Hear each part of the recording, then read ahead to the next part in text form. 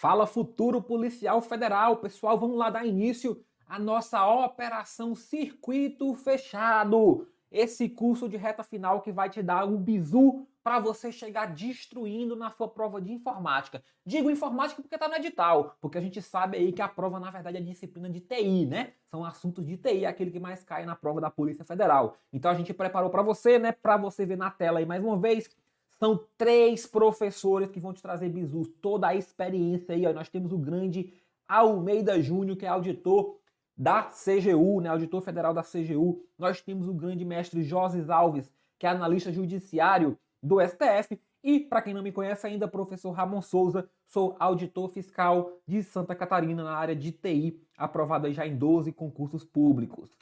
Então, a ideia, galerinha, a ideia é essa, né? A ideia é a gente trazer aí o revisaço de reta final para você não perder tempo, direto ao ponto, direto no que mais cai. E para isso a gente separou aí os principais assuntos. Eu vou hoje aqui com vocês apresentar, né, trazer o revisaço da disciplina do assunto de bancos de dados. Show de bola? Então, pessoal, vamos lá. Na nossa tela aí, só o detalhezinho antes, né? Nós temos aí, ó, o recadinho para seguir os professores no Instagram.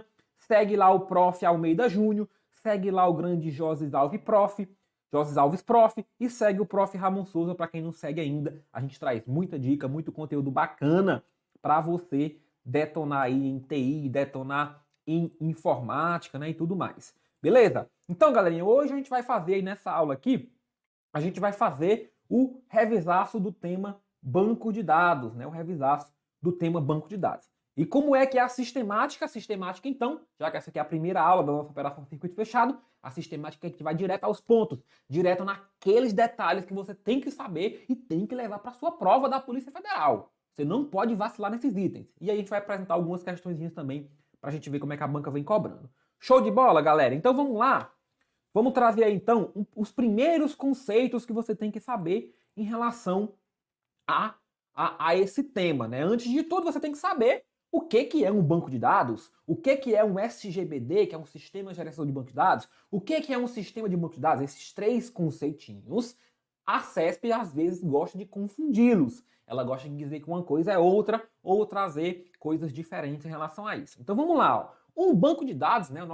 Afinal, nós estamos falando de banco de dados. O que é esse banco de dados, pessoal? O que é um banco de dados? Aí um banco de dados ele é definido com base em 3 características. Olha só, 3 características são aquelas que definem um banco de dados.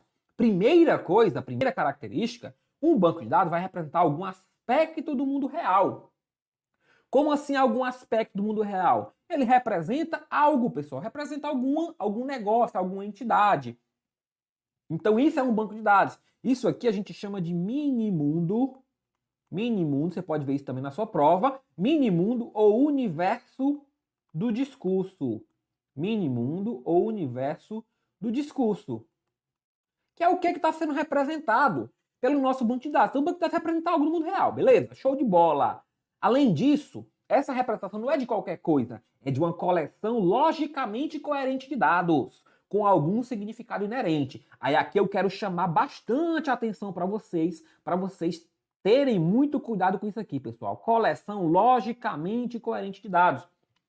Por quê? Cuidado para não cair na pegadinha de que banco de dados é algo aleatório, que é qualquer conjunto de dados. Não. Tem que ser um conjunto que tem coerência, um conjunto que tem uma certa relação entre os dados que estão ali. Não é qualquer conjunto de dados.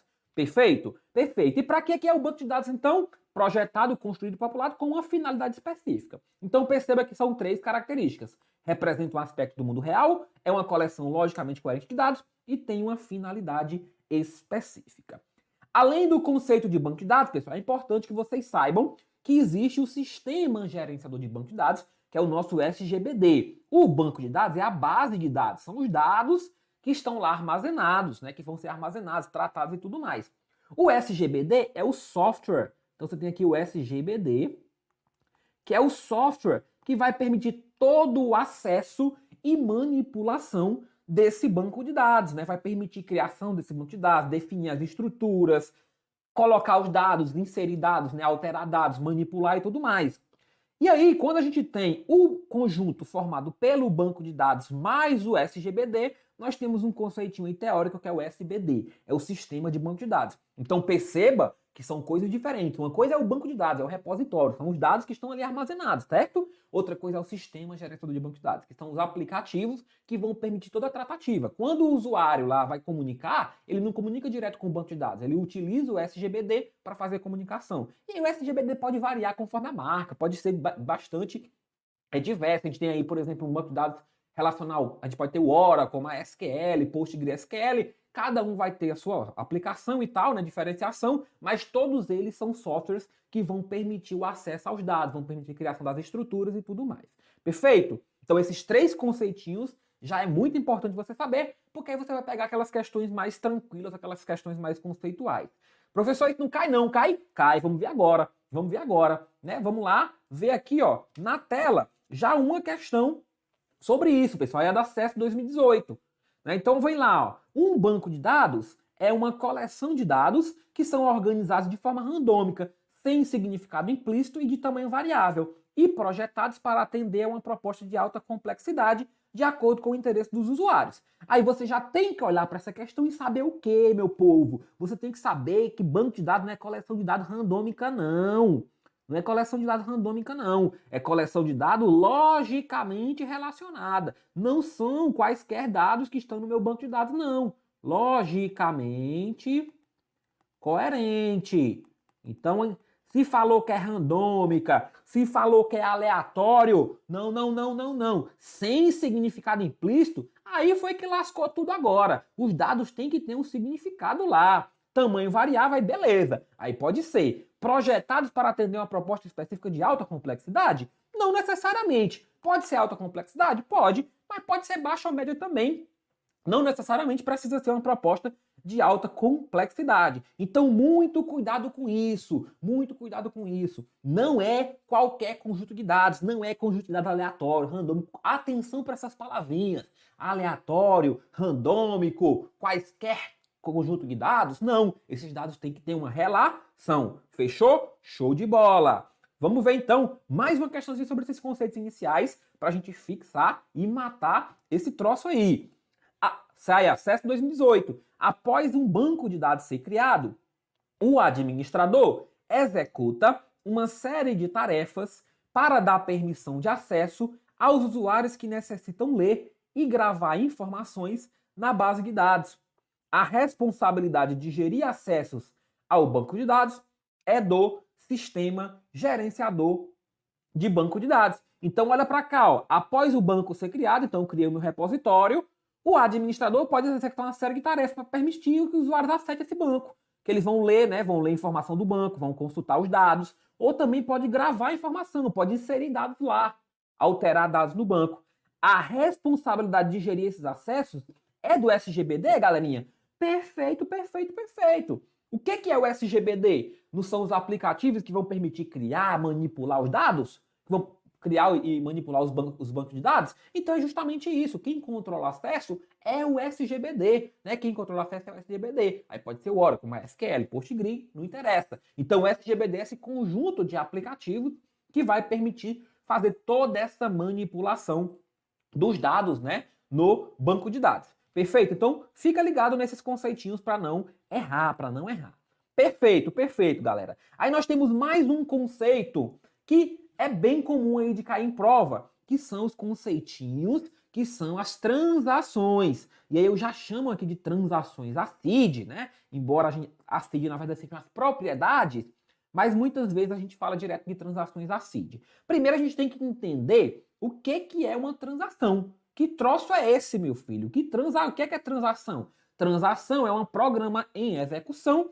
ou processo que inclui um ou mais acessos ou operação de banco de dados. Então, ó, tem um programinha que vai incluir um conjunto de acessos ou operações, pessoal. A gente também pode chamar a transação de unidade. Olha só, olha esse termo, unidade lógica de trabalho. Unidade lógica de trabalho.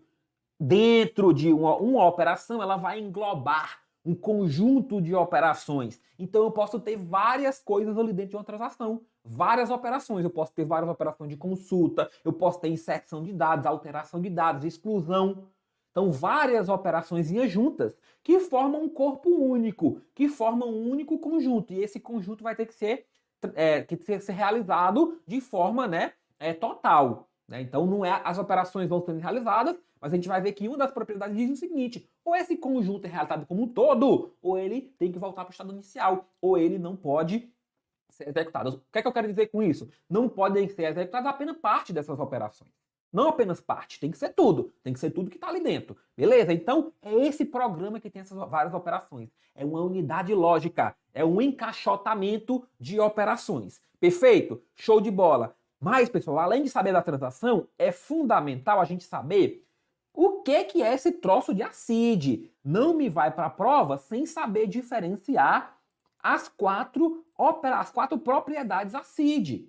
As quatro propriedades ACID, né? E aí ACID é o quê? Cada letrinha vai representar uma propriedade. Então o A vem de atomicidade, o C vem de consistência, o I vem de isolamento e o D vem de durabilidade. Então essas quatro propriedades aqui, elas são fundamentais para uma transação. Elas definem uma transação. Se a transação desrespeitar uma delas, então nós vamos ter problema lá no banco de dados. Perfeito? Vamos entender cada uma delas e aí eu quero chamar a atenção de vocês. Professor, como é que isso cai? A gente vai ver questãozinha disso, mas já adianto, como é que isso pode cair? Confundindo. A banca Sebrasp aí confundir, dizer que a atomicidade é isolamento, que consistência é durabilidade, trazer as definições contrárias, as definições, né?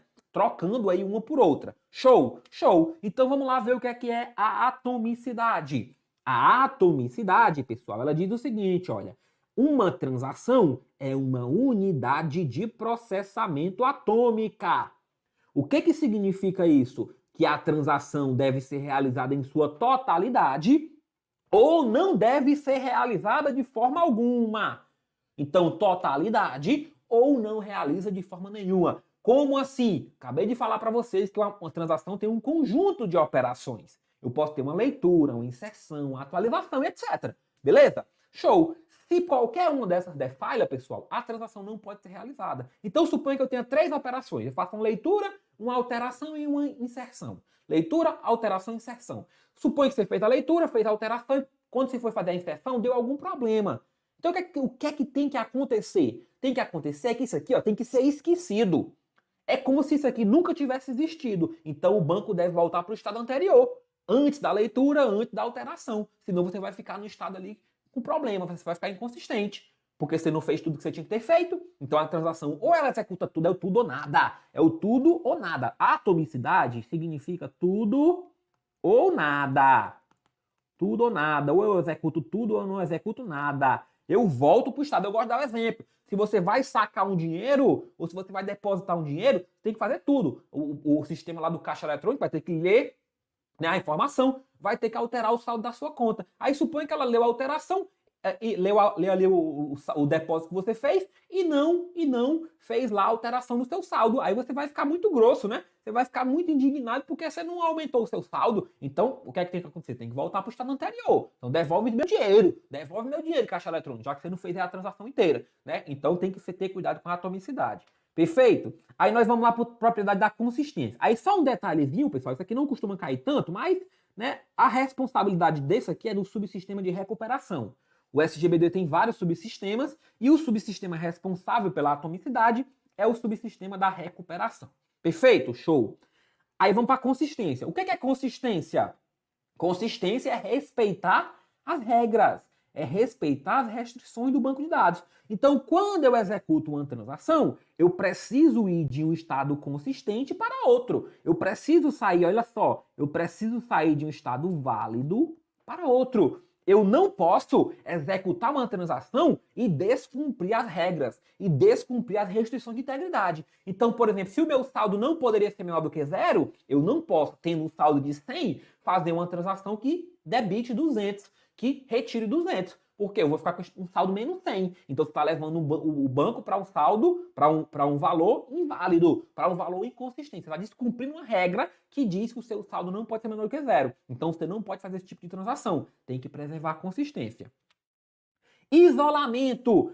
Galera, a transação ela é uma unidade única, uma unidade lógica. Mas quando a gente está falando de um banco de dados, a gente está fazendo várias transações em simultâneo, várias transações em paralelo. E essas transações têm que parecer executar de forma isolada das demais. Como assim? Se você tem 10 transações rodando ao mesmo tempo, você não pode que uma transação interfira negativamente no resultado da outra. Então, se você tem duas transações, por exemplo, de saque, e uma transação lê lá o valor 10, né, lê o valor 10, e a outra lê também o valor 10, e as duas fazem um débito de 5, você vai ficar com 5 no final. Só que, na verdade, você fica com 0, porque uma tirou 5, outra tirou 5 também. No final das contas, as duas tiraram 10, né? Então, você tinha que ter saído de 10 para 0. Se você não isola isso de maneira adequada, então você vai ficar com 5. E aí tá inconsistente. Bom para você que ficou com 5 de saldo. Mas tá errado, né, pessoal? Tá errado. Então, o isolamento é isso. Uma transação não deve interferir de forma negativa na outra. Fica ligado nesse conceito. A durabilidade diz o quê? Que as mudanças que são realizadas devem ser persistidas no banco de dados. Ou seja, aquilo que eu fiz no banco de dados, aquela alteração que eu fiz, depois que a transação foi terminada, depois que a transação foi finalizada, eu tenho que salvar aquele de forma permanente. Até que venha outra transação e modifique meu trabalho, desfaça, né? Mas a transação executou, pessoal, e aí o detalhe, presta atenção, presta atenção. Mesmo que após a execução tenha uma falha no banco de dados, os dados não podem ser modificados. Se ocorrer falha durante a transação, nós vamos ter a propriedade da atomicidade para voltar para o estado anterior, certo? Vamos ter a propriedade da atomicidade para voltar para o estado anterior. Se a falha ocorrer depois da transação terminada, depois da transação comitada, aí não. Aí o dado tem que permanecer. Então, se o saldo era de 10 e foi para 5, se acontecer outra falha depois que a transação foi executada, o saldo tem que continuar 5. Tem que continuar 5. Diferente é durante. Durante não. Se o saldo era 10, foi para 5 e deu um erro, o saldo volta para 10. Volta para o estado anterior. Então, a durabilidade diz isso. Eu só modifico aqueles dados que foram transacionados, que foram persistidos. Aí, atenção, persistência é armazenamento permanente. Eu só modifico, que significa que é para sempre? Não, só significa que não pode ser modificado aleatoriamente. Outra transação pode modificar, mas só não pode ser perdida essa informação. Vamos ver como é que isso aí cai, pessoal? Vamos lá? Ó, CESP 2017 TRF. A atomicidade é a propriedade que garante que as transações não sejam afetadas pelo funcionamento uma das outras, nem tenham acesso aos resultados parciais. Aí você olha para essa questãozinha e faz o quê? Opa, banca, opa, CESP. Não, CESP. Isso aqui não é atomicidade não, filhona. Isso aqui é o quê? Isso aqui é isolamento. Isolamento. Uma transação não vai ser afetada pelo funcionamento da outra. O que era atomicidade? Atomicidade é ou eu executo tudo ou eu não executo nada. Executo tudo ou não executo nada. Perfeito? Vamos lá. Mais uma. CESP 2014 TJCE. A atomicidade de um SGBD garante que cada transação seja executada de maneira singular. Ou seja, que cada transação possua um identificador unívoco. O isolamento do SGBD garante, por sua vez, que as transações sejam executadas isoladamente uma das outras. Vamos lá, pessoal. O isolamento está bem claro, né? O isolamento está bem claro. Uma transação isolada da outra. Perfeito, perfeito. Agora vamos para a atomicidade. Vamos para a atomicidade. A atomicidade do SGBD garante que cada transação seja executada de maneira singular, ou seja, que cada uma possua identificador único, identificador unívoco. Não, a atomicidade não tem nada a ver com isso. A atomicidade é a propriedade do tudo ou nada. É a propriedade que diz que eu executo todas as operações ali dentro, ou se caso uma falhe, né? Ou caso uma falhe, a gente retorna tudo para o início. Então, a atomicidade, nós temos aqui que lembrar de dois comandinhos legais, que é o commit e o rollback. Pessoal, se der tudo beleza, se for tudo bem sucedido, eu executo um commit. Se não, se falhar alguma coisa, eu volto um rollback e volto para o estado inicial do meu banco de dados. Beleza? Então, muita atenção com essas propriedades da transação, galera. Propriedade da transação. Vamos lá. Outro aspecto relevante aí para a gente é o aspecto de metadados. A gente tem que entender o que é um conceito, o que é um metadado. A gente tem questõezinhas sobre esse tópico, então é fundamental que vocês saibam. Pessoal, metadados, o termo meta, ele refere a algo sobre si mesmo. Assim como metalinguagem, nós temos uma linguagem sobre si própria. Então, metadados são dados sobre outros dados. São aqueles dados que vão descrever para a gente as informações dos dados. Por isso que eles são chamados também de informação de descritor, porque eles vão descrever, entre os outros elementos, eles vão descrever a estrutura de cada tipo de arquivo, vão descrever o tipo de dados, o formato de armazenamento, as restrições sobre os dados. Então, olha só, nós temos os dados que estão armazenados no banco de dados, belezinha, tranquilo, e nós temos ainda outros dados que vão descrever as estruturas desses dados, que são os nossos famosos metadados ou informação de descritor. E esses metadados ou informação de descritor, pessoal, eles ficam armazenados aqui pra gente no catálogo ou dicionário de dados. Então, você tem lá no SGBD o catálogo, que é o local onde vão ficar armazenados esses metadados. E esses metadados vão dizer, por exemplo, que os dados são armazenados na tabela XYZ, que essa tabela é formada por colunas X, A, B, C, a coluna A aceita dado numérico, a coluna B aceita da cadeia de caracteres, tem uma restrição lá que tem que ser daquele domínio, que tem que ter aceita somente determinados valores, valor numérico, por exemplo, até 1000, então é a restrição que tem lá. Então essa restrição também fica salva no meu catálogo, também fica representada por meio de metadados. Então os metadados são isso, fica ligado nesse conceito. E aí como é que cai essa questão, como é que cai a questão de metadados? Vamos lá, ó. CESP 2016, TCE Santa Catarina. O catálogo de um sistema de gerenciamento de banco de dados relacional armazena a descrição da estrutura do banco de dados e contém informações a respeito de cada arquivo, do tipo e do formato de armazenamento de cada item de dado e das restrições relativas aos dados. Aí você olha para a questão, marca, beleza demais. Isso aqui é um catálogo sim. Isso aqui é um dicionário de dados. O que é que o dicionário de dados tem? Ele guarda os nossos metadados. Metadados. E o que é que o metadado é? Representação de informações sobre os dados, da estrutura do banco de dados, das informações de cada tipo de arquivo, do tipo, do formato de armazenamento, das restrições, né, das regras que são aplicáveis. Então, isso é um metadado. Isso é um metadado. E é importante a gente saber esse conceitinho e levar para a prova. Perfeito? Beleza. Vamos lá, pessoal. Vamos caminhando a nossa revisão de reta final. E aí vamos tratar de um tema agora que é bem bacana, que são os modelos de dados. O que são os modelos de dados, pessoal? Aqui é importante. Os modelos de dados, né, podem ser de 3 tipos, de 3 níveis, digamos assim. Cada um desses modelos vai representar informações de forma diferente. Então é importante a gente saber diferenciar esses modelos. Fiquem muito ligados, porque as questões de prova vão tentar te confundir, vão tentar dizer que o modelo lógico representa alguma coisa que na verdade ele não representa, ou que o modelo conceitual representa alguma coisa também que ele não representa. Então vamos entender qual que é a diferença entre esses tipos de modelo. Vamos lá, o modelo conceitual, galera. O modelo conceitual é aquele modelinho que ele é mais facilmente compreendido pelos usuários. Ele tem uma linguagem mais facilitada. Ele vai representar ali as coisas em mais alto nível de abstração. Não precisa saber o detalhe, não precisa saber como é que as coisas são de fato, mas ele vai mostrar pra gente o quê? Os dados. Vai mostrar pra gente quais dados são armazenados naquele banco de dados. Então isso é o que está representado no modelinho conceitual. Aí olha só, o modelo de dados conceitual, ele é independente de hardware e software.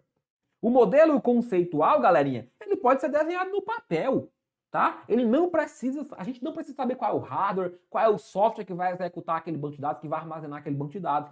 O modelo conceitual traz essas informações mais facilmente compreendidas, né? Mais tranquilas. Então vai representar lá as entidades, vai representar os relacionamentos, os atributos de cada uma. Então a gente consegue entender mais facilmente o que é isso. Inclusive no nosso edital cai também o modelo conceitual, mais especificamente. A gente vai ver em separado depois, numa próxima aula, o modelo conceitual em mais detalhes. Mas de antemão a gente precisa saber que ele registra os dados e que ele não depende de hardware e software. Ele não depende de SGBD, não depende de nada disso.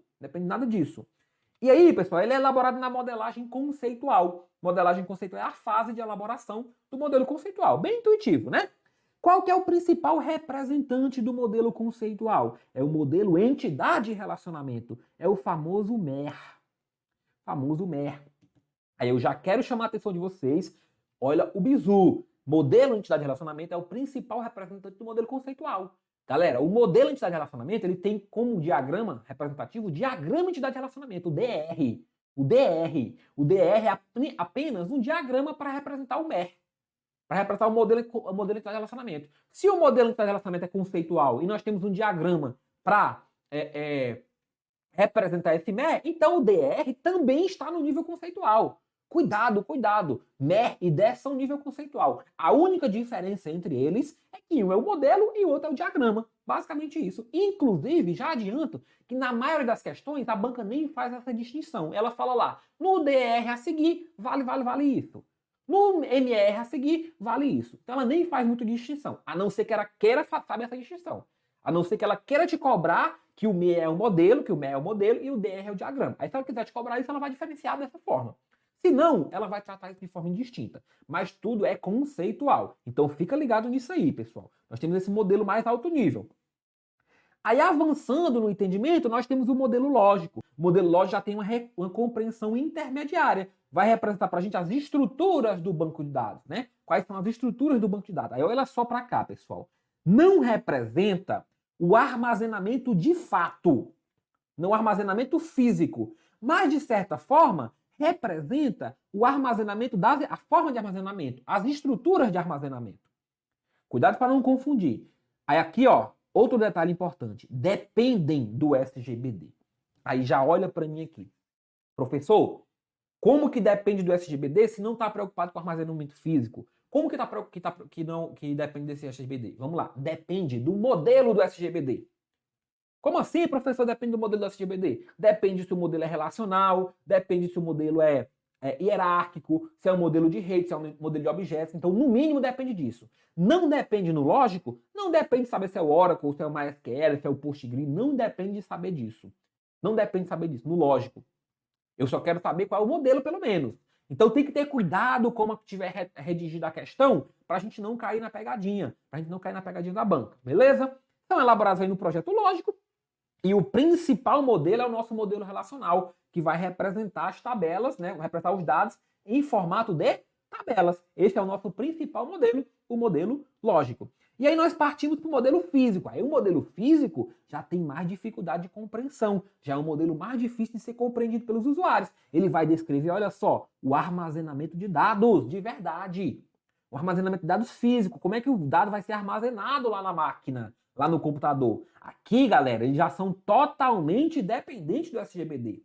Depende totalmente, depende de saber aqui, ó, se é o Oracle que eu estou utilizando, se é o MySQL, e assim vai. Aqui no lógico, basta saber que é relacional, por exemplo. Basta saber que é relacional. Aqui também pode ser outro, né? Pode ser hierárquico, pode ser de rede, etc. Mas basta saber que é relacional no lógico. No físico, não. Tem que saber qual é o banco que eu vou usar, o SGBD específico que eu vou usar.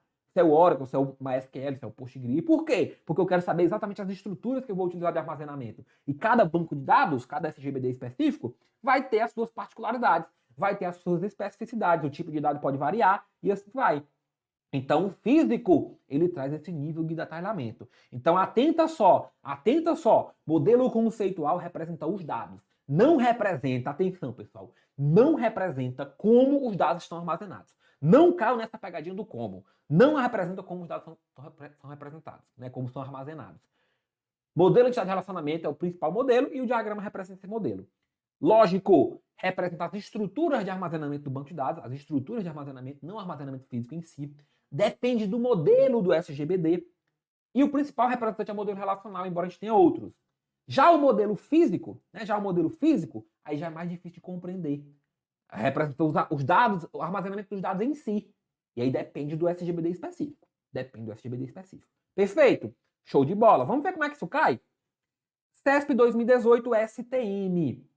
Acerca dos conceitos de normalização, etc. do banco de dados. O modelo conceitual, que reflete uma estrutura simplificada do banco de dados, é responsável por registrar como os dados estão armazenados no sistema de gerenciamento de banco de dados. Aí você já me olha para uma questão dessa, pessoal. Não perde tempo não, filhão. Não perde tempo não, filhona. Marca errado. Modelo conceitual não armazena como não. Modelo conceitual está preocupado com o quê? Está preocupado com o qual?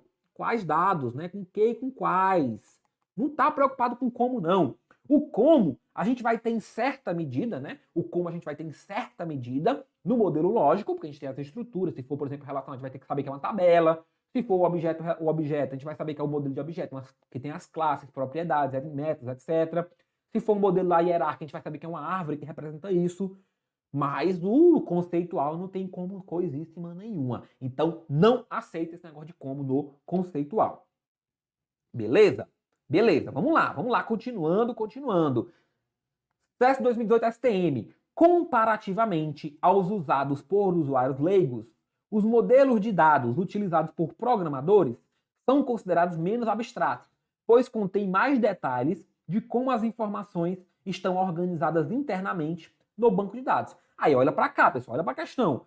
Se o banco de dados utilizado pelo programador tem mais detalhe, então ele é menos abstrato. O que é a abstração? O que é a abstração? Abstração é a omissão de detalhes, é o esconder detalhes. Então o usuário leigo, que olha para o modelo conceitual, ele não quer saber o detalhe. Ele não quer saber qual que é a estrutura de dados que vai armazenar aquele dado, não. Ele só quer saber qual dado. Ele quer saber que eu tenho uma entidade funcionário, essa entidade funcionário tem lá matrícula, tem lá nome, tem lá CPF, etc. Ele sabe que funcionário se relaciona com cargo, por exemplo. Mas ele não sabe como é que debaixo dos panos na máquina vai ser armazenado isso não, e nem quer saber. Então ele é mais abstrato. O modelo conceitual é mais abstrato. E o modelo dos programadores é menos abstrato. Porque ele vai usar quem? Ele vai usar o modelo físico. Ele tem que implementar a aplicação que comunica com o banco de dados. Então a abstração é inversamente proporcional ao grau de detalhamento. Fica ligado nisso daí, beleza? Aí vamos lá. Galera, além dos modelos de dados, nós temos uma chamada arquitetura de 3 esquemas. Aí eu quero que vocês tenham bastante atenção agora. Por quê? Porque muitas vezes isso aqui é confuso. É diferente eu falar de modelo de dados e falar de arquitetura. A arquitetura, pessoal, ela vai basicamente separar as coisas em camadas. Cada camada vai descrever alguma coisa. Então nós temos 3 esquemas possíveis. Nós temos o nível externo. O nível externo, o que é que significa? Basicamente, significa que nós temos uma descrição de parte do banco de dados. Parte do banco de dados. O nível conceitual representa o banco inteiro. E o nível interno representa a estrutura de armazenamento física. Aí, olha só para esse esquema, pessoal. Olha só. Professor, agora me confundiu. Por quê? Porque você falou de nível conceitual aqui no meio, é o nível intermediário, e lá no modelo você falou que o nível conceitual era o primeiro. Aí, atenção, são 2 coisas diferentes. Uma coisa é o modelo, outra coisa é o nível da arquitetura de 3 esquemas. Inclusive, olha só para a figurinha. O nível conceitual, que representa o banco inteiro, ele representa o banco inteiro. Ele pode usar um modelo lógico. Ele pode usar um modelo relacional. Então ele pode ter todas as tabelas do banco de dados descritas, então ele trouxe aqui o banco inteiro. Mas olha só também, o próprio nível externo, que é o nível de visão, que representa somente parte, ele também pode usar um modelo lógico. Então eu posso estar representando só as tabelas de parte do banco de dados. Aí também é um nível externo, também é um nível de visão. Então fica ligado que uma coisa é uma coisa, outra coisa é outra coisa. Vamos ver como é que isso cai. CES 2019, TJ Amazonas. Na arquitetura ANSYS-Spark de um SGBD, o nível interno trata do armazenamento físico dos dados. O nível externo trata de como os dados são visualizados por usuários individuais e o nível conceitual oferece uma visão comunitária dos dados. Aí olha só, galera, essa questão é bem interessante, que ela traz alguns termos aí um pouco diferentes. Então vamos lá. A arquitetura ANSYS-Spark é o quê? É a arquitetura de 3 esquemas. Tá? É a nossa arquitetura de 3 esquemas. Nível interno trata do armazenamento físico dos dados? Perfeito. Trata da estrutura de armazenamento físico, nível interno. O nível externo trata de como os dados são visualizados por usuários individuais? Aí aqui, galera, que tá a dúvida. Na verdade, usuários individuais ou grupos, tá? Ou grupos. Pode ser por grupos também. Grupos específicos. Então eu posso ter, por exemplo, lá uma visão, ó. Uma visão que é para a galera de marketing. Uma visão que é para a galera de produção. E assim vai. Cada visão pode ter um grupo específico de usuários. Mas dizer que é por usuário individual não deixa errado. Pode ser para cada indivíduo? Pode. Mas pode ser para grupo também. Não deixa errado. Tá? O que a gente tem que saber é que não deixa errado. E o nível conceitual oferece uma visão comunitária dos dados. Que comunidade é essa? A comunidade toda desse banco de dados aqui, ó. A empresa, por exemplo. Então o nível conceitual não traz o banco de dados todo? Se ele traz o banco de dados todo, então ele representa aquela comunidade, que é aquela empresa, por exemplo. E já o nível externo, ele traz uma visão para cada usuário individual ou para cada grupo de usuários. Então fica ligado nesse tipo de questão, porque está incompleta, não deixa a questão errada. Uma coisa é incompleta, outra coisa é errada. O CEF, para estar errado, tem que ter erro. Para estar errado, tem que ter erro. Beleza? Vamos lá, continuando, nós temos mais um conceitinho bacana que vocês têm que levar para a prova, que é o da independência de dados. O que é a independência de dados, pessoal? Baseada nessa arquitetura, o que significa? Significa que eu não posso deixar, ou um banco de dados não é para permitir, ou não é para ter essa propriedade de que se eu alterar esse esquema, eu tenho obrigatoriamente que mexer no esquema de cima. Não, a ideia é que eu possa alterar os esquemas independentemente um dos outros. Então, se eu mexer aqui, o ideal é que eu não precise mexer aqui, ou que eu não precise mexer aqui também. Perfeito? Beleza. Então, dito isto, nós temos duas independências possíveis. Nós temos a independência lógica e a independência física. Aí vai depender basicamente de qual esquema está sendo afetado. O que é a independência lógica, pessoal? A independência lógica é eu poder alterar o esquema conceitual sem ter que alterar o esquema externo, ou sem ter que alterar o programa de aplicação. Ou seja, é eu conseguir alterar esse esquema aqui, ó, sem precisar alterar esse de cima. Sem precisar alterar esse de cima. Então eu mexo do meio, no conceitual, sem mexer no de cima. E a física, então, é o quê? É mexer no esquema interno sem ter que mexer no conceitual. E, consequentemente, sem ter que mexer no de cima. Eu mexo no interno sem ter que mexer no conceitual e, consequentemente, sem ter que mexer nos esquemas externos, né, nos esquemas de visão, ou nos programas de aplicação. Então isso é independência. Olha só, questãozinha CESP Sebrae 2021, pessoal. A independência de dados é caracterizada pelo fato de os dados não dependerem do esquema físico e não precisarem ser reescritos se o esquema físico do banco de dados for alterado. Aí você olha para a questão, marca correto demais, professor. Olha só, a independência de dados é o quê? É os dados não dependerem do esquema físico e não precisarem ser reescritos se o esquema físico for alterado. Se o esquema físico for alterado, eu não preciso mexer no esquema conceitual e nem no esquema externo, no nível externo, nem no nível conceitual, nem no nível externo. Ah, professor, mas ele não citou se era independência física ou independência lógica. Beleza, mas não está errado. A independência também é isso? Também é isso. Então está corretíssima. Tá corretíssima. Pessoal, tá tudo beleza até então? São muitos termozinhos bacanas, muitos conceitos bacanas, que são aqueles bizus, né? A gente selecionou aqui aquilo que vai te fazer ganhar ponto na hora da prova. Então, muita atenção nisso aí, muita atenção nesses detalhes que a gente tá passando. E aí, qual que é o próximo detalhe que eu quero falar para vocês e quero que vocês atentem, galerinha? Olha só. Nós temos alguns modelos de dados, né? A gente falou um pouquinho já do modelo relacional, rapidamente, né? Mas a gente tem outras formas de armazenar dados. A gente tem o modelo relacional, que é o principal modelo, que é o que a gente vai ver mais detalhes, né? Vai ver mais bizu sobre ele. Mas a gente tem outros, que aí o modelo relacional é o quê? Eu armazenar dados em tabelas. Então eu tenho uma tabelinha para representar os meus dados, colunas e linhas. Beleza, esse é o modelo relacional. O modelo de objetos, aí eu já vou ter objetos para representar meus dados, em que eu tenho as minhas propriedades, os meus atributos, né, aqui em cima, e eu tenho meus métodos ou operações aqui. Então cada objeto vai se relacionar com outros objetos. Eu posso ter uma classe de objetos, né? Uma classe que é o gênero e o objeto que é o específico. Fica muito atento, porque quando a gente fala em modelo objetos, a gente está falando aí de propriedades como encapsulamento, método, propriedade, esses termos, eles vão te levar ao modelo de objetos. Aí nós podemos ter uma junção desses dois, que é o modelo objeto relacional, né, pessoal? Que é basicamente um modelo relacional que também aceita objetos, que estende para objetos. Nós podemos ter um modelinho XML, que vai ter as árvores com os das tags, né? Então eu posso ter uma tagzinha começando, finalizando, posso ter uma tagzinha receita aqui, né? E tal, que é um modelo semi-estruturado, porque traz os dados junto com os metadados, né? O modelo em RAID, pessoal, faz uma ligação 1 para N entre os registros. Então eu tenho um registro de um lado, registro de outro lado. E esse registro vai se ligar com vários registros do outro lado, assim como esse, e assim vai. Então eu tenho um registro de cada lado, se relacionando com vários do outro lado. E o modelo hierárquico traz para a gente uma estruturinha de árvore. Então tem uma árvorezinha aqui, ó, que vai representar a hierarquia entre os elementos, a hierarquia entre os dados. Perfeito? Beleza. Como é que isso cai? CESP 2019.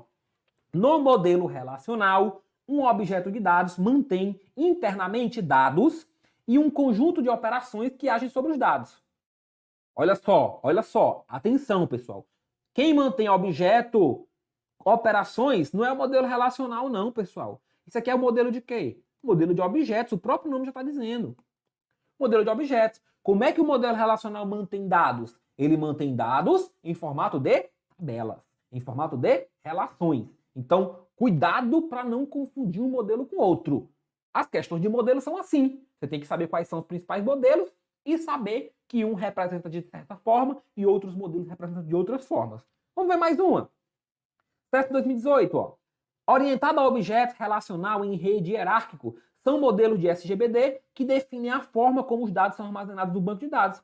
Perfeito, perfeito, perfeito. Ó. Orientado a objetos, relacional, modelo em rede, modelo hierárquico. Ah, professor, mas representa a forma como os dados são armazenados? Olha só, ele não está dizendo que representa o armazenamento físico. Ele está dizendo que representa a forma. Então, o relacional vai dizer que é uma tabela. O hierárquico vai dizer que é uma árvore. O de rede vai dizer que é relação 1 para 1. O objeto vai dizer que o objeto é uma estrutura de armazenamento. Então, ele diz sim como é que é a forma de armazenamento. Ele não diz o armazenamento físico, porque eles são modelos o quê?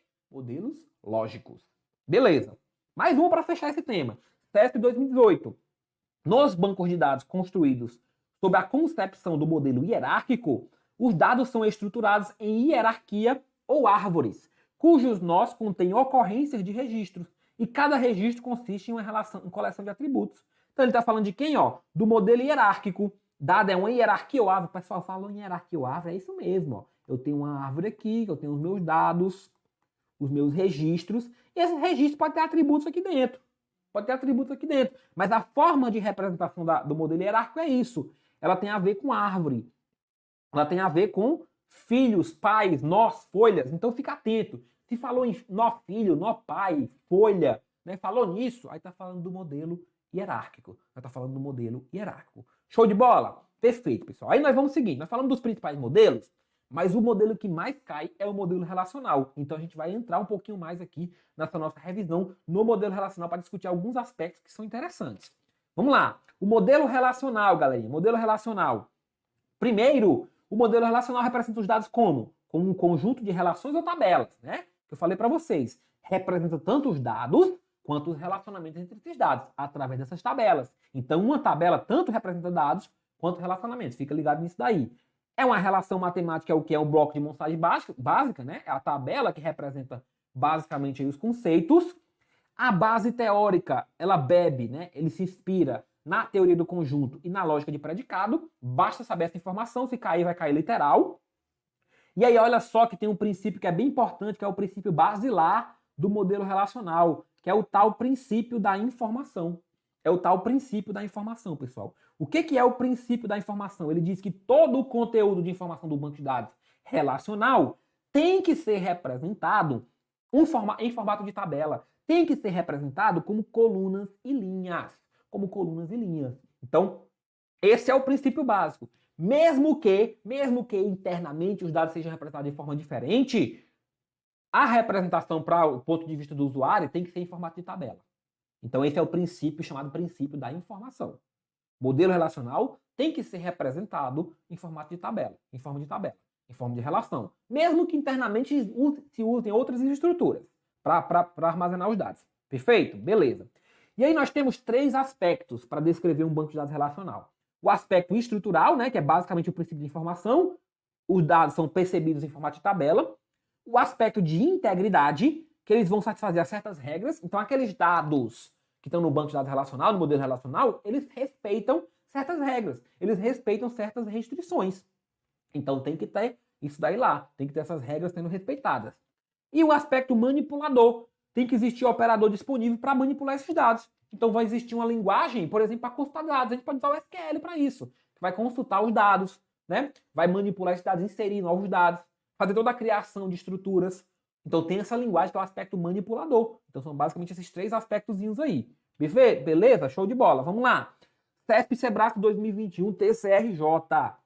No modelo relacional de banco de dados, os elementos ficam armazenados em tabelas bidimensionais simples, contendo linhas, registros e colunas, campos.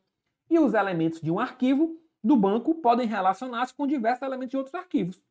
Opa, show demais! Questãozinha bacana demais, pessoal. Olha só. Modelo relacional, o elemento fica onde? Em tabela bidimensional simples. Tabela bidimensional simples porque ela tem linhas e colunas. É uma tabela. Tabelinha, lembra aí do Excel? Aí você vai imaginar mais ou menos o modelo relacional. O Excel não é um modelo relacional, pessoal, mas só para a gente entender a estrutura, né? Então, tem aqui uma tabelinha. E ela vai ter as linhas, que são os registros, e vai ter as colunas, que são os campos. Então, linhas são chamadas de registros, ou também tuplas. Se vê esse nome, né? Tupla é linha. E coluna ou campo, ou atributo. Atributo. Beleza? E os elementos do banco podem se relacionar com outros elementos de outros arquivos. Então, uma tabela pode se relacionar com outra. Pode sim, através da chave estrangeira, como a gente vai ver. Através da chave estrangeira, como a gente vai ver. Então, essa questão está corretíssima. CESP 2018, Polícia Federal. Olha só, ao analisar um computador, situação hipotética, né? Ao analisar um computador, Marcos encontrou inúmeros e-mails, vídeos e textos advindos, em sua maioria, de comentários em redes sociais. Descobriu também que havia relação entre vários vídeos e textos encontrados em um diretório específico.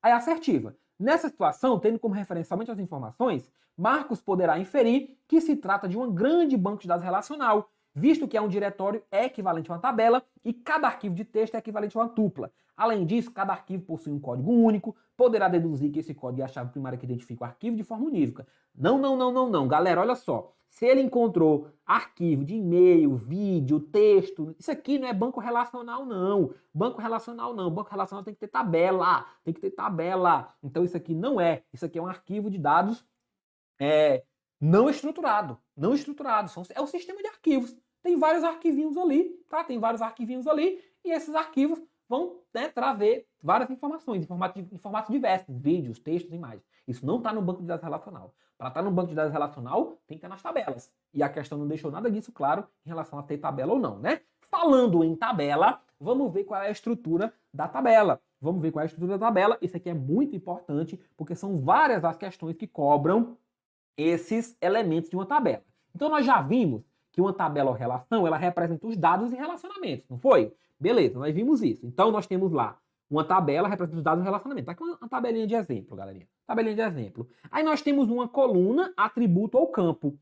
Quem que é a coluna, atributo ou campo? Isso aqui, ó, código do cliente, nome do cliente, CPF, endereço.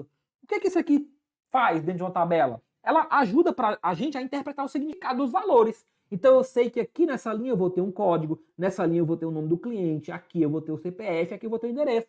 Eu vou saber interpretar essa tabela, saber identificar o que aqueles dados representam. Isso é o objetivo da coluna. Dependendo de quantas colunas eu tenho, aí eu vou ter o grau dessa coluna ou aridade. Então nessa tabela, por exemplo, qual que é o grau? Qual que é a aridade? 4 colunas. É um conceito que não cai tanto, galerinha, mas não custa nada saber, né? Então o grau dessa tabela é 4. A aridade dessa tabela é 4.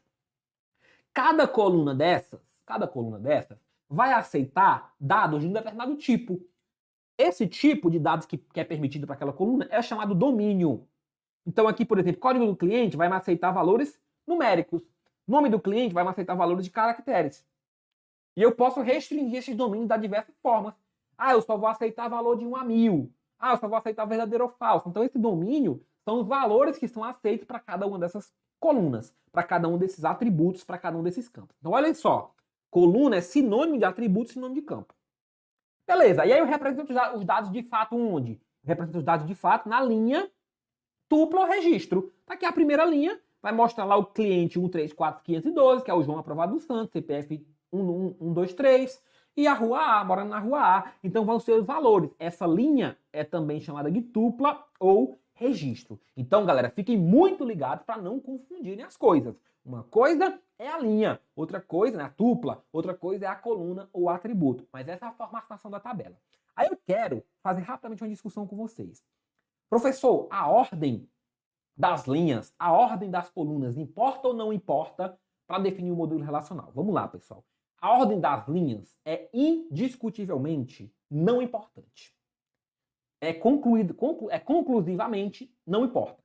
Então, uma tabela, a ordem das linhas de uma tabela, a ordem das tuplas de uma tabela não importa, não é relevante para definir o modelo. A ordem das colunas é importante. Nós temos uma discussão, uma polêmica em relação a essa ordem das colunas, mas na maioria das questões, pessoal, na maioria das questões, vai se considerar que a ordem das colunas é importante. Tá? Que a ordem das colunas é importante. Então, em resumo, a ordem das linhas não é relevante e a ordem das colunas é importante. O Date, que é um autor de banco de dados, ele considera que a ordem das tuplas também é relevante. Então, assim, mais raramente vai cair assim. Mas na maioria das questões a gente tem que a ordem das colunas importa. A ordem das colunas é relevante. Então, se eu mudar a ordem das colunas, eu também vou ter que mudar pelo menos os dados. Pelo menos os dados de ordem. Por isso que elas são importantes. Beleza? Show de bola. Vamos ver como é que isso aqui cai, professor. CESP e Sebrasp 2021 da Codevasp. Na estrutura de dados do modelo relacional, a ordem em que que as tuplas aparecem em uma relação, determina a relação em sua definição. Olha só o que eu acabei de falar para vocês, pessoal. Não, ordem da tupla, ordem da linha, ordem dos registros, não importa, não é relevante, não define a tabela. Qualquer ordem que vier vai continuar sendo aquela tabela.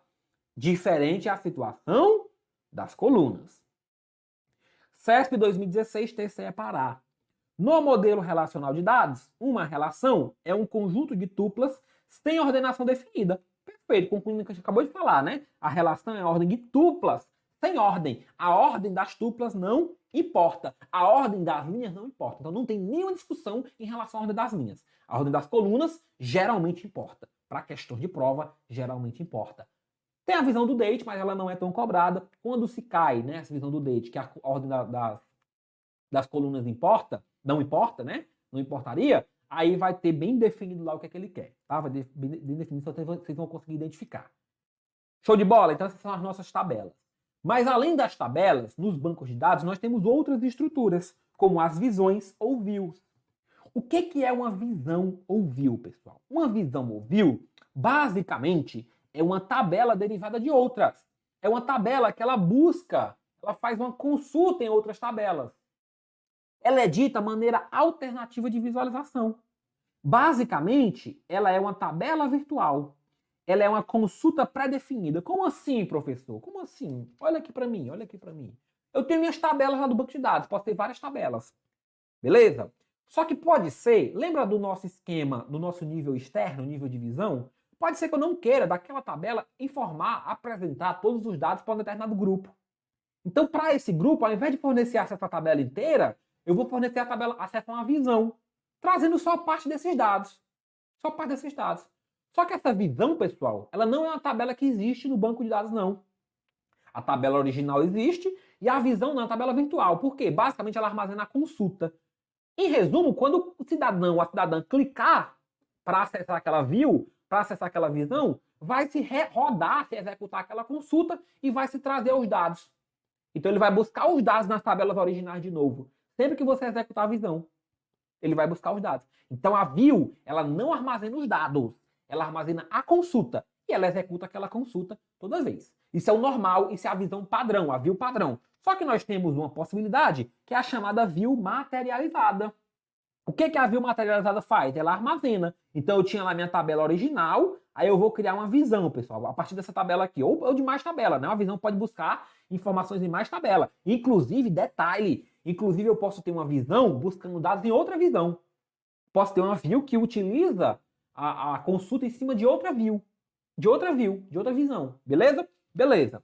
Então nós temos aqui uma view armazenada ou view materializada. Aí essa view não. Essa view aqui, diferente da outra, que é uma tabela virtual, essa aqui é uma tabela física. Então ela vai pegar os dados, vai fazer uma cópia para dentro dessa tabela nova, né? Ela vai criar uma tabela e vai fazer uma cópia dos dados que ela quer para cá. E aí tem que ter, inclusive, um cuidado. Porque quando você tem uma view normal, quando eu atualizar um dado aqui, quando você rodar essa view de novo, ele vai trazer os dados atualizados. Na view materializada, não. Ele fez uma cópia. Então eu vou ter que, de alguma forma, forçar essa cópia. Existem alguns comandos específicos para forçar essa cópia. Mas, em tese, a view materializada pura, ela não se atualiza com a atualização da tabela original. Em tese, tá? Podemos tratar isso sim. E a view normal, não. A view normal vai atualizar porque ela vai buscar os dados novamente, né? Vamos lá. CESP Sebrae 2020. Uma view é uma tabela que é atualizada no momento em que uma das tabelas consultadas é atualizada. A view permite consultas ao banco de dados de forma mais rápida quando comparada à utilização de índices. Galera, vamos lá. Normalmente, quando você tem uma view, né? Quando você tem uma view na tabela virtual, você vai acessar aqui os dados de uma tabela, uma ou mais tabelas, né? Se você atualizou essas tabelas, quando você executar essa view, ela vai ser atualizada também.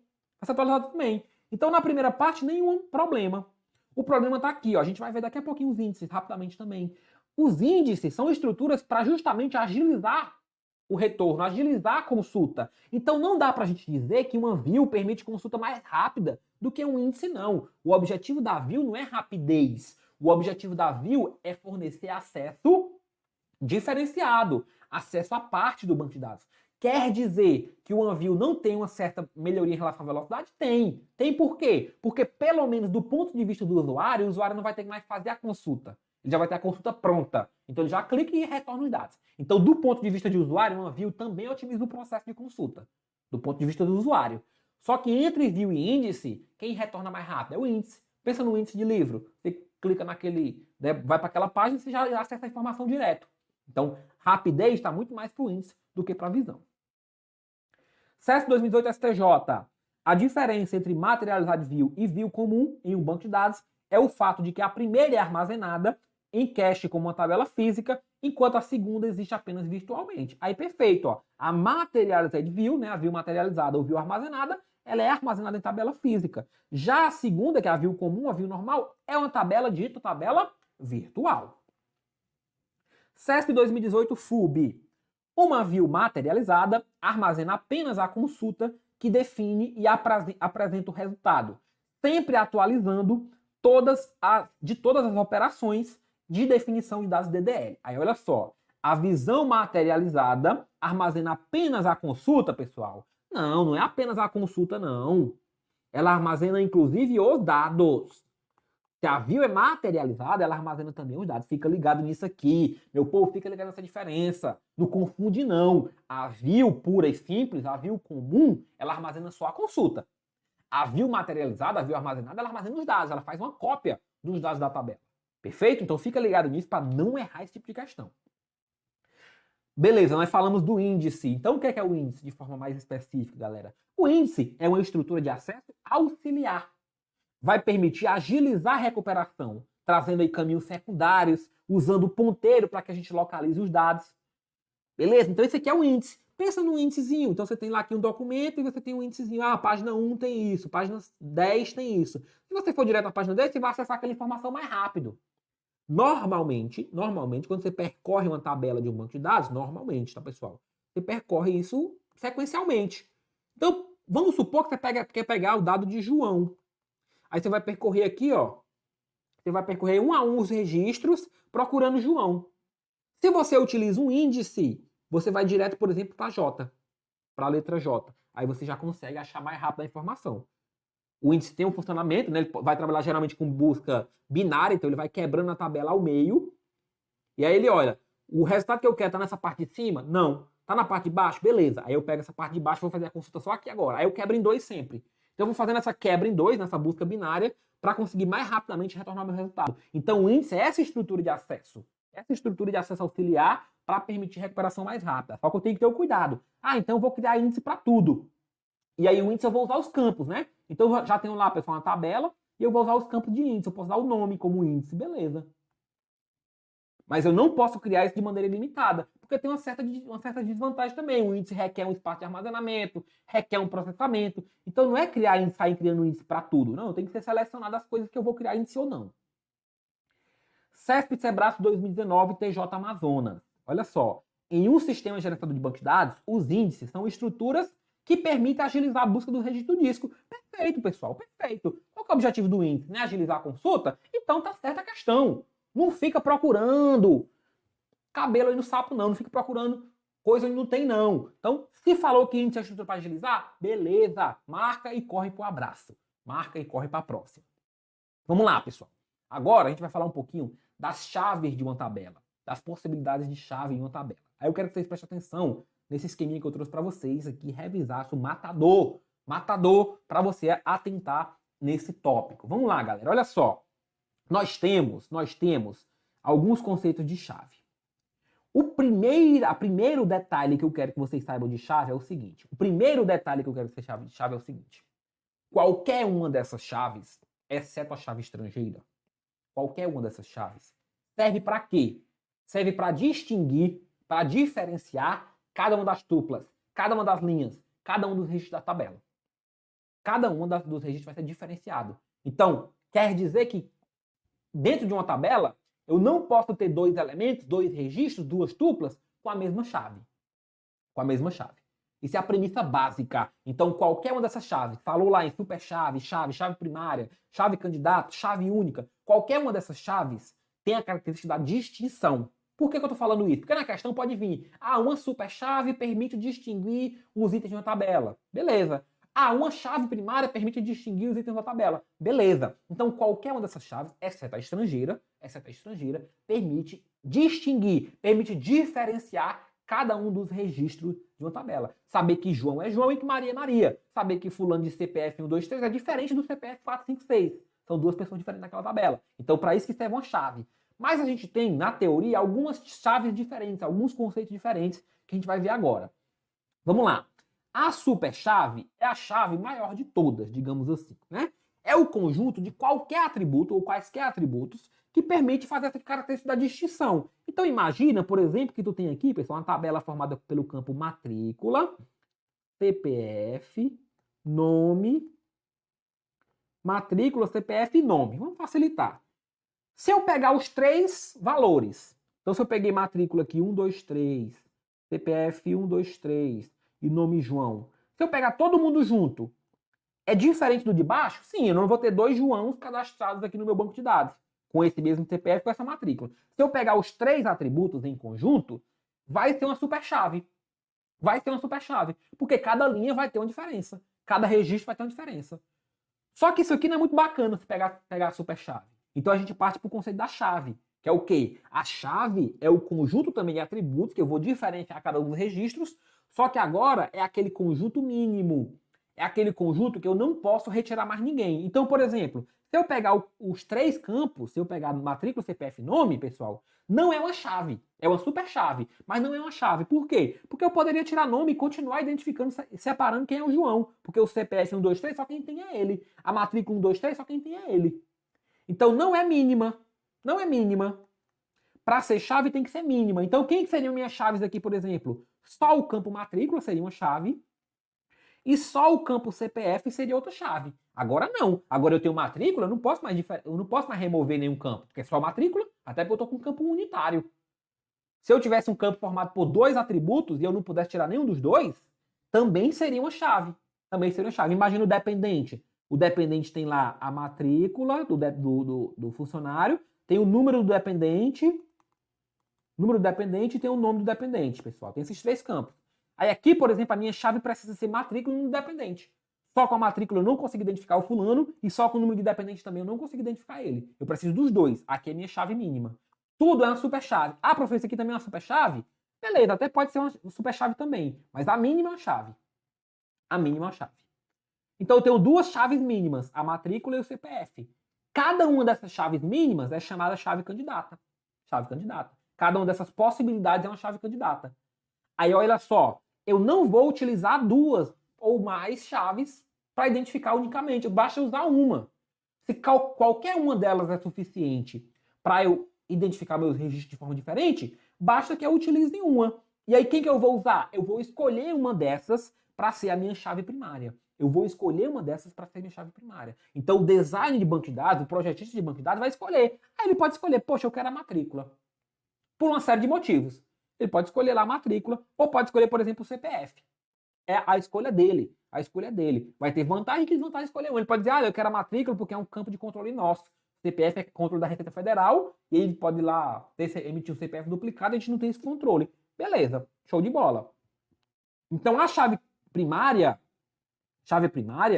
ela é uma escolha. Então eu tinha duas, né? A que eu não escolher, pessoal, pode ser chamada chave secundária, ou chave única. Chave secundária ou chave única, porque também representa, ou também chave candidata, né? Beleza. E aí nós temos uma outra chave, que é a chave estrangeira. A chave estrangeira, pessoal, ela não é uma chave que serve para diferenciar os registros de uma tabela. Ela é uma chave que serve para associar tabelas, para associar registros. Então suponha que eu tenho uma tabela aluno e eu tenho uma tabela curso. Aí na minha tabela aluno eu tenho, por exemplo, o campo matriculado. Aí eu vou dizer qual é o curso que ele está matriculado. Aí eu coloco um ID do curso aqui. Aí esse campo aqui ele é chave estrangeira para o curso. Eu não vou repetir todas as informações do curso aqui no aluno. Não. Eu vou apenas colocar uma chave estrangeira para associar ao curso. Para associar ao curso. Vai fazer relação. Aí olha só, relação com quem, professor? Vai apontar para quem? Vai apontar para a chave primária de curso ou para a chave candidata. para a chave primária ou para a chave candidata. É assim que se faz a relação com a chave estrangeira. Então, perceberam? São vários conceitinhos de chave, todos eles, exceto de estrangeira, né, serve para identificar unicamente. Então, se a questão falar assim, uma chave candidata serve para identificar unicamente cada um dos registros da tabela. Beleza. Ah, mas a chave primária também? Também. A chave primária não é a escolha de uma dessas? Se o CPF serve, se o RG serve, se a matrícula serve, qualquer uma dessas serve. Beleza? Beleza. E a chave estrangeira é para fazer associação entre os registros das tabelas diferentes. Vamos ver. Pessoal, e aí eu inclusive vou detalhar falar o seguinte, né? Esse assunto de chave aqui é muito cobrado pelo Sebrasp. Muito cobrado pelo CESP. A gente vai ver várias questões agora. Eu fiz questão de separar várias questões para a gente fixar bastante esse tema. Vamos lá. Ó. CESP e Sebrasp 2021, TCE Rio de Janeiro. Super chaves e chaves primárias são utilizadas para diferenciar de maneira única as instâncias de uma entidade, assim como para facilitar o processamento. Ó, bom demais. Bom demais. Tanto a super chave como a chave primária serve para quê? Para diferenciar cada instância, cada registro, cada tupla. Outro nomezinho para registro aqui, outro nomezinho para tupla, outro nomezinho para linha. Instância. Podemos também falar outro, ó, ocorrência. Item. Vários nomes podem ser possíveis. Então, tanto uma superchave quanto uma chave primária, uma chave secundária, vão servir para diferenciar os registros. Aí ele fala o seguinte, o restante, pessoal, o que acontece? Vou chamar a atenção para vocês nesse restante aqui, só para a gente entender, tá? Para a gente entender.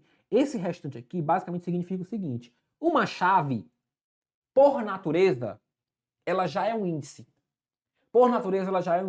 E o índice não facilita o processamento? Não facilita a busca de registros? Então, se uma chave é um índice, por natureza, ela também facilita o processamento. Ela também agiliza a consulta.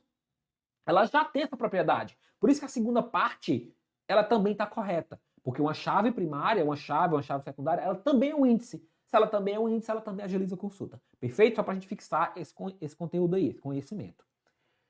CESP e Sebrasp 2020. Ó. Um banco de dados relacional organiza os dados em tabelas e os vincula com base em campo-chave. E essas relações permitem recuperar e combinar dados de uma ou mais tabelas com uma única consulta. Então, o banco de dados relacional organiza dados em tabela, perfeito. E os vincula com base em campo-chave. A gente tem a associação com base em quê? Com base na chave estrangeira. E essas relações permitem recuperar e combinar dados de uma ou mais tabelas. Beleza, eu posso pegar várias tabelas que estão associadas e recuperar dados delas, de ambas as tabelas. Perfeita. Show de bola essa questão. CESP e Sebrasp 2020. Em um banco de dados relacional, a chave candidata primária é formada por um ou mais atributos que identificam uma única tupla. Bom demais, cidadão. Olha só, chave candidata a primária, ou seja, qualquer uma das chaves candidatas identifica unicamente uma tupla. Se fosse só chave primária, também estava certo. Se fosse super chave, também estava certo. Se fosse chave única, também estava certo. Se fosse chave secundária, também estava certo. CESP e Sebrasp 2020. Chaves estrangeiras não podem ser nulas e cada registro na tabela deve possuir uma e somente uma chave estrangeira. Olha só que questão interessante e preste atenção nos bizus que eu vou trazer para vocês agora com base nessa questão. Pessoal, chave estrangeira pode sim ser nula. Não é obrigatório que um registro de uma tabela se associe com outro. E a chave estrangeira não serve para associação? Se ela serve para associação, não tem essa obrigatoriedade. Não tem. E outro detalhe, eu posso ter mais de uma chave estrangeira. Eu posso ter, por exemplo, essa tabela se relacionando com essa, eu tenho uma chave estrangeira, e se relacionando com essa outra tabela. Então eu tenho mais de uma chave estrangeira nessa mesma tabela. Aí olha só. Quem que não pode ser nula numa tabela? Uma chave primária. Chave primária não pode ser nula. Ela não pode ser nula e ela não pode se repetir. São duas propriedades básicas. Ela não pode ser nula e ela não pode se repetir. A chave estrangeira, pessoal, pode ser nula sim. Tá? Ela pode se repetir? Pode até se repetir. Dependendo do modelo, a chave estrangeira pode se repetir. Quem que não pode se repetir, quem que não pode ser nula? A chave primária. Ou a chave candidata também é a chave, né? No fim das contas, as outras chaves que não as estrangeiras não podem se repetir, não podem ser nulas. Show de bola. CESP 2018 ABIN. Chave primária é o conjunto de um ou mais atributos para identificar uma tupla de uma entidade. Perfeita demais. Estou trazendo só para vocês verem que realmente isso cai bastante e vocês têm que ficar atentos nisso daqui. CESP 2018 STJ. Na criação, de uma tabela para os clientes de uma organização, os atributos de CPF e CNPJ para pessoas físicas e jurídicas, respectivamente, são a escolha mais indicada para representar a chave primária PK da tabela. Essa questão aqui eu trouxe para vocês, para trazer mais um conhecimentozinho bacana. Aí vamos lá. Na criação de uma tabela para clientes, os atributos CPF e CNPJ são a escolha mais indicada. Não, galera, não é mais indicado. Por quê? Porque eu tenho que ter um atributo que seja capaz de diferenciar cada um dos registros. Se eu utilizar CPF e CNPJ, o CPF vai ser nulo para pessoas jurídicas e o CNPJ vai ser nulo para pessoa física, porque pessoa física não tem CNPJ, pessoa jurídica não tem CPF, e lembra que a chave não pode ser nula? Então, esses atributos não vão ser capazes de diferenciar esses clientes. Então, eu vou ter que fazer o quê? Eu vou ter que criar outro campo. Eu vou ter que criar outro campo aqui, criar uma chave, que a gente chama de chave artificial. E é esse conhecimento que eu quero trazer para vocês. Uma chave pode ser natural ou artificial. Natural ou artificial, pessoal. Chavezinha natural ou artificial. Beleza? O que é uma chave natural? É aquela que já existe no modelo, que já representa as entidades, CPF, CNPJ. Chave artificial é a chave criada. Então eu posso criar, por exemplo, aqui um código de cliente.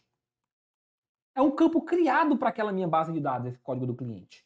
Então eu fui lá e criei. Então essa é a minha chave artificial. Então o ideal para esse banco de dados aqui é criar uma chave artificial. Então ficaram ligados? O que é uma chave natural? Aquela que representa alguma informação da entidade. E a chave natural, a chave natural, né? A chave natural representa alguma informação da entidade. E a chave artificial, ela é criada para identificar. Ela é criada somente para diferenciar os registros. Beleza? Então essa é a diferença. O ideal, geralmente, é usar artificial. Geralmente. Não significa que é sempre. Não significa que é sempre. Por quê? Porque a gente tem um controle da chave e tudo mais, né? Beleza. Galera, para fechar a nossa revisão nessa primeira aula aqui, né, nessa aula de bancos de dados, nós temos que entender os relacionamentos. Nós falamos que as entidades, as tabelas, se relacionam por meio da chave estrangeira. E esses relacionamentos podem ser de alguns tipos. Podem ser do tipo 1 para 1, podem ser do tipo 1 para N e podem ser do tipo N para M, ou 1 para 1 para muitos e muitos para muitos.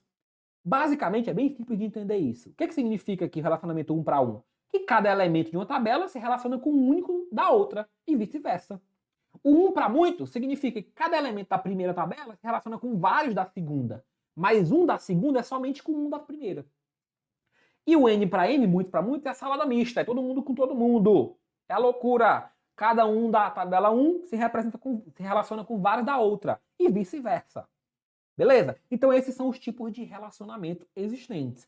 Vamos ver como é que a banca cobra isso? CESP 2018 FUB. Na cardinalidade de mapeamento entre o conjunto de entidades X e Y de uma associação 1 para 1, uma entidade em X é associada no máximo a uma entidade em Y. E uma entidade em Y é associada no máximo a uma entidade X. Olha só, ele pegou a tabela X e Y, e pergunta no relacionamento 1 para 1, como é que ocorre? Beleza, uma entidade de X no máximo, uma de Y. Uma entidade de Y no máximo, uma de X. Perfeito, descrição perfeita do nosso relacionamento 1 para 1. CESP 2018 STJ. Relacionamentos do tipo 1 para 1 podem ser representados em até 3 tabelas, de acordo com a obrigatoriedade do relacionamento. Aí olha só, galera, olha só que questão bacana para eu trazer um conhecimento legal para vocês. Essa questão está correta. Quando eu tenho um relacionamento 1 para 1, eu tenho 3 formas de fazer esse relacionamento, pessoal. 3 formas. Eu posso usar a técnica da chave estrangeira, então eu tenho 2 tabelas, certo? Primeira técnica, eu uso uma chave estrangeira aqui, ó, uma foreign key. Em uma das 2 tabelas eu vou usar uma chave estrangeira. Então eu tenho 2 tabelas no modelo, certo? Eu posso fazer diferente. Isso é a primeira opção. A minha segunda opção é juntar essas 2 tabelas numa só. Então criar um tabelão com todas as informações. Juntei as informações da tabela A com a tabela B. Isso é a segunda forma. E a terceira forma é criar uma nova tabela para representar essa relação. Então eu crio aqui, ó, tinha a tabela A e B, e eu crio uma terceira tabela para associar. Aí eu vou ter aqui uma FK apontando para cá, chave estrangeira apontando para cá, e uma chave estrangeira apontando para cá. Então eu tenho 3 tabelas. Então veja só que eu mostrei para vocês 3 opções. Uma opção que eu tenho uma única tabela, que é juntar todo mundo num só, tabela única, mesclada. Uma opção que é duas tabelas, que é jogar uma chave estrangeira em uma delas. E uma opção que é três tabelas, que é criar uma tabela de ligação.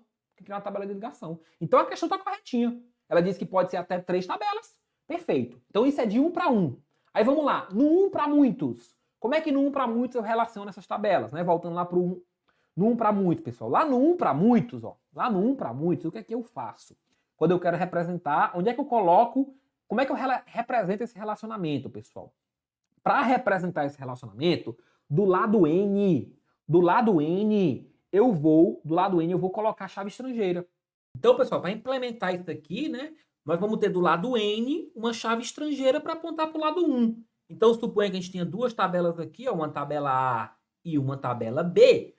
Lado 1 aqui no A, lado N no B. Então, cada registro de A pode se relacionar com vários registros de B. E como que eu represento isso? Eu represento isso tendo aqui uma foreign key, uma chave estrangeira do lado B, apontando para o meu lado A, né? Apontando para o meu lado que tem o lado 1, né? Para o meu lado 1, aqui uma chave primária, uma PK, ou uma chave candidata. Então, essa é a forma de implementar o 1 para N, né? O lado N tem a chave estrangeira. Olha só, o lado N tem a chave estrangeira que aponta para a chave primária do meu lado A, né? Do meu lado A.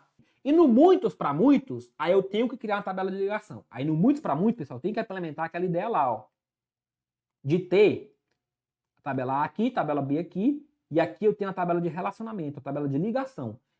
Sempre no N para N eu vou ter essa sistemática aqui. E, inclusive, essa sistemática é modelada da seguinte forma. Eu tenho um relacionamento muitos para muitos. Quando eu quebrar aqui na tabela de ligação, eu vou ter um relacionamento 1 para N aqui e um relacionamento 1 para N aqui. Tá? Um relacionamento 1 para N de cada um dos lados. É assim que a gente implementa, o relacionamento. Perfeito, pessoal. Perfeito demais. Então, essa questão está corretinha, né?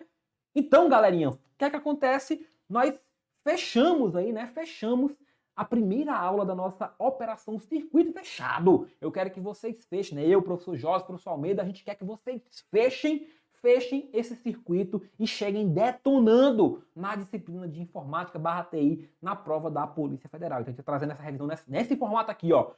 Sistematizada já, direcionada, bisurada, para você pegar aqueles principais pontos. Se você não pegou ainda, ou aqueles que você já pegou e precisa revisar, precisa saber onde é que a banca está pegando nos assuntos principais. Então nós fechamos aí bancos de dados relacionais e teremos aí as nossas próximas aulas no nosso curso completo aí do Operação Circuito Fechado. Abração, até a próxima.